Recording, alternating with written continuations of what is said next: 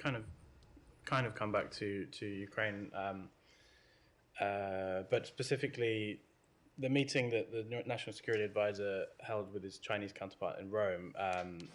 Assistant Secretary Crittenbrink, you said was there. He's now returned to Washington, I believe, and I guess had time to debrief you on that, or debrief the department on that.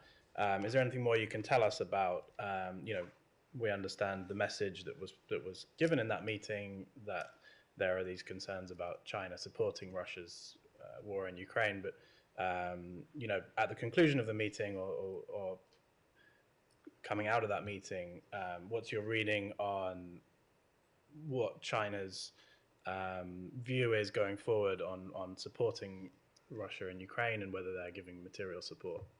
So it's not for us to characterize what the PRC view on this or any other issue may be or is. It is for us to characterize the messages that were conveyed very clearly in the course of our diplomacy.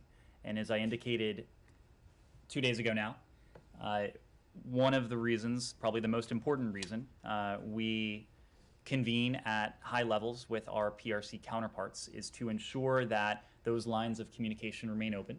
This is probably the most consequential bilateral relationship on the face of the earth. It is incumbent upon us as a responsible country to see to it that the competition that characterizes our relationship doesn't veer into the realm of conflict.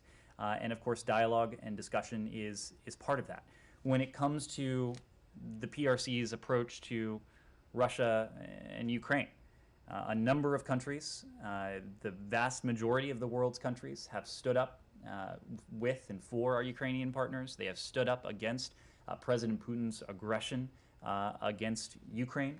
We have yet to see that sort of unambiguous statement from the PRC, or that sort of unambiguous support from the PRC, and we've made very clear to the PRC that we have significant concerns in that any effort to compensate Russia for its financial losses, for the economic toll, or, of course, any effort to supply, to provide materiel for Russia's war effort, that would be met with significant costs, not only from the United States, but from our allies and partners around the world.